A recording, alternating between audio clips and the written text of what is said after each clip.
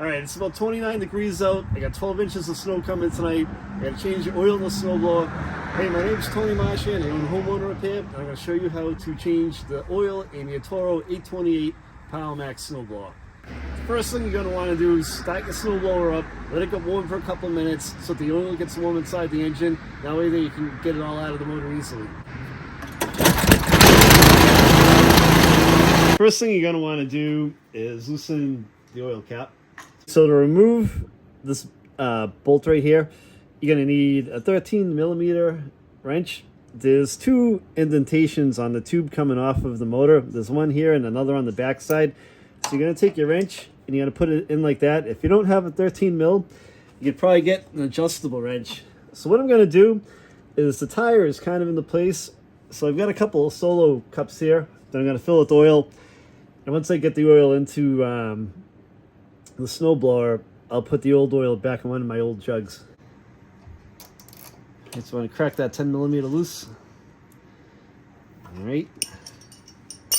Now I'm going to get my plastic cups here ready. And take that bolt out by hand.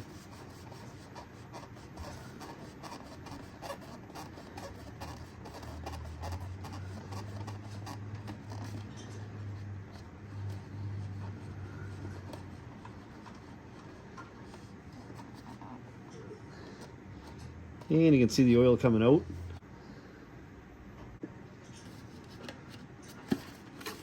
And there's probably a better way to do this, but I'll be better prepared next time. I wish this tube came out a little bit in a better angle. Okay, so this is done draining out.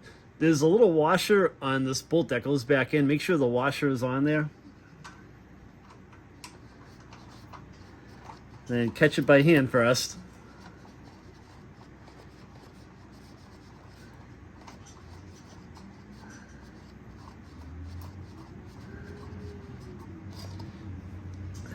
Just kind of wipe the area with the cloth, rag. And take your 10 millimeter socket. Tighten it up, just snug it. You don't need to crank down on this thing. Okay, so now you're ready to put the oil back in your snowblower. Toro has their own oil on the market, but I couldn't find any out there. I think I saw online that Home Depot might carry it, but my Home Depots in my area didn't have it. So I went with some Pennzoil. The manual says it takes 530, and it says it takes about 3/4 of a quart. Make sure you have a clean funnel to make it easier to pour it in, the oil in. This is kind of a transmission tube funnel, but it tends to sit a little bit better in the housing right here. If you hold the quart sideways, sometimes it makes it a little easier and smoother to go in. It doesn't come out erratically like the oil.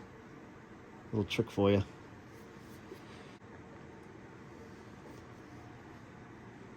All right, so we're about at 3/4 of a quart right here.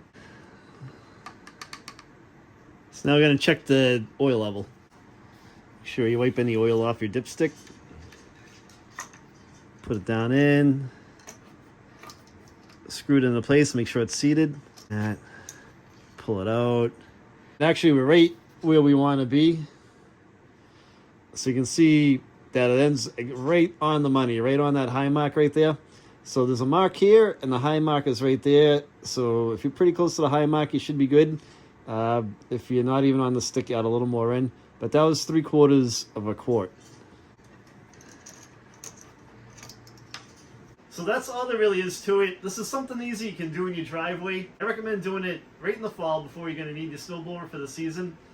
And basically everything I've shown you in this video, you could probably adapt it to a different model Toro snowblower. Just look in your owner's manual, see, what the engine, what the oil weight is for your engine and how much the capacity is of oil that's in your engine. And that's what I did on this one. I knew that was 3/4 of a quart. That's what the owner's manual said. And I knew what the weight was. It was 530. So that's what this model takes. Thanks for watching, guys. If you have any questions, leave a comment. I will reply back to you. Take care.